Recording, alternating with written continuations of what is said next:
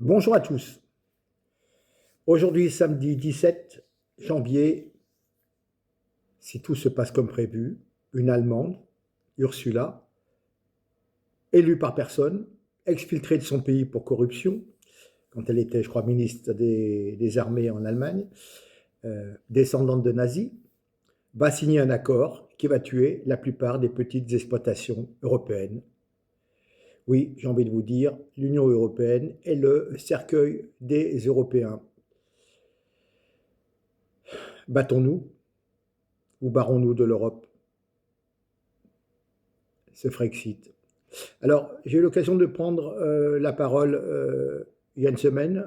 Chez Spartacus, nous avions accueilli notamment Francis Lalanne et des délégués de la coordination rurale et d'autres personnes très importantes dans le milieu rural pour un petit peu discuter du sort des agriculteurs. Je vous montre juste 2 ou 3 photos et je reviens vers vous après.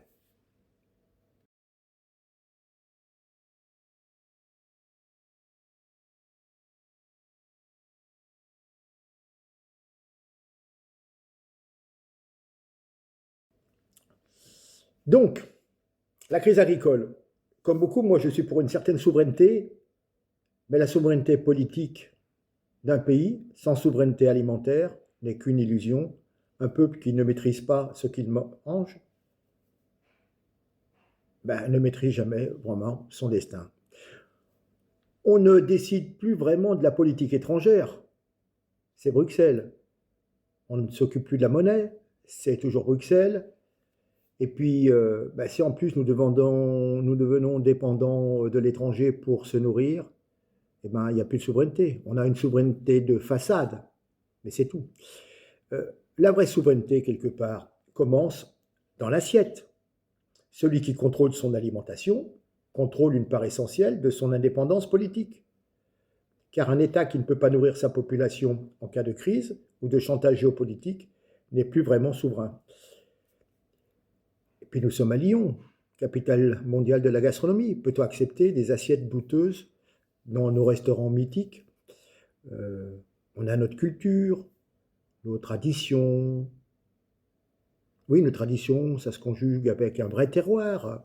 La Bresse, le Charolais, le Beaujolais, etc., etc. Le tout sans résidus interdits. Et cette France agricole s'effondre sous le poids d'une concurrence mondiale déloyale et d'une politique européenne qui sacrifie ses paysans. On exporte de moins en moins à cause des prix bas, des normes écrasantes, la concurrence, elle, est dopée. Et puis on importe massivement des produits, je dirais presque des poubelles sanitaires venues du Mercosur, du CETA, de l'Ukraine, de la Nouvelle-Zélande. C'est plus de la nourriture, c'est presque un cocktail chimique dangereux pour la santé. Il y a des hormones de croissance, des antibiotiques activateurs qui sont interdits en Union européenne depuis des décennies. Je crois 1981 pour les hormones, 2006 pour les antibiotiques de croissance. Mais c'est quelque chose de courant en Brésil, en Argentine. Donc vous risquez d'avoir de la viande bovine ou de la volaille dopée. Et puis les pesticides, on en parle des pesticides, les OGM également. Nos agriculteurs n'ont plus le droit d'utiliser des dizaines de substances, glyphosate, néonicotinoïdes, etc. Mais on importe du soja OGM saturé pour nourrir nos animaux et des fruits et légumes traités à des molécules qui sont bannies, qui sont interdites chez nous. Et puis, il y a aussi ce qu'on appelle le lavage chimique, à base de chlore, d'acide sur les viandes pour masquer les problèmes d'hygiène dans les usines. Notamment, il me semblait bien que c'était les poulets qui étaient rincés et la viande aux États-Unis. Et oui, s'il y a des problèmes d'hygiène dans les usines, c'est facile, on passe un coup de javel et hop. Et puis vous avez aussi la souffrance animale. Vous avez des fermes-usines, j'ai déjà passé des vidéos de 100 000 bêtes. Il y a une densité extrême et puis les transports sont interminables et certaines bêtes meurent en cours de route. Ça, c'est une chose. Mais l'écologie, Mais c'est quoi cette écologie de façade et le désastre climatique qui s'ensuit? Parce que nos dirigeants parlent de planète pour vous empêcher de prendre votre diesel ou de vous chauffer au bois et de restreindre votre température chez vous à 18 ou 17 degrés. Donc, ils parlent de planète, ils taxent le CO2 sur nos voitures, sur notre chauffage, mais signent des traités qui, écoutez-moi bien, accélèrent la déforestation. On coupe des arbres en Amazonie, au Cerrado, pour faire du soja et des pâturages pour les bovins. Deuxièmement, eh ben oui, il faut transporter tout ça. Donc on fait brûler du fioul lourd sur des milliers de kilomètres pour importer tout dans les bateaux, ben pour importer ce qu'on produit déjà ici en France. Donc où sont les écolos? Vous ne les entendez pas. Ils sont juste là pour vous faire chier pour votre voiture.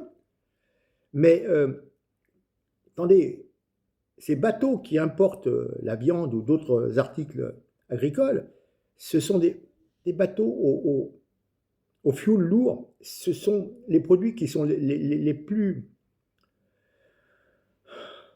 qui contaminent le plus, qui sont les plus polluants.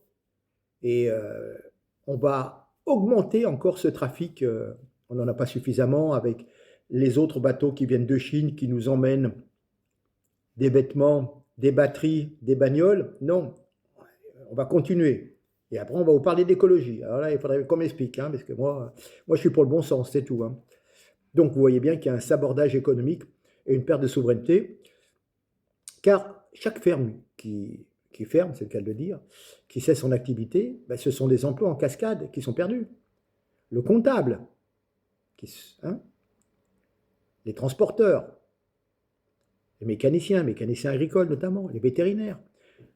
Et puis, c'est l'effondrement de la balance commerciale. Notre savoir-faire, qui est quand même unique, disparaît. Le terroir, les appellations d'origine contrôlée, la qualité quand même de ce qui fait l'agriculture française. Et demain, ça sera la dépendance totale de l'étranger pour manger. Donc, on va être otage des prix mondiaux qui seront volatiles, et puis on aura une qualité médiocre et dangereuse. N'oubliez pas que la population mondiale peut prendre facilement 1 milliard en quelques dizaines d'années. Donc de plus en plus de gens vont vouloir manger, mais nous, on ne produira plus rien en France, donc on sera dépendant des cours mondiaux. Si les Brésiliens peuvent vendre plus cher ailleurs, ils le vendront ailleurs. Et nous, on achètera des poires et ça coûtera 10 € le kilo et ça sera des poires du Chili. Vous voyez ce que je veux dire? Voilà. Donc, en conclusion, c'est la conclusion que j'ai développée devant Francis Lalanne et devant les représentants des agriculteurs. Un peuple qui sacrifie ses paysans pour importer du poison, des aliments quand même douteux, n'a plus d'avenir. Il faut donc reprendre notre souveraineté, cette souveraineté alimentaire, pour sauver la France. Ces campagnes sont l'identité. L'identité, mais ce n'est pas un gros mot. L'identité,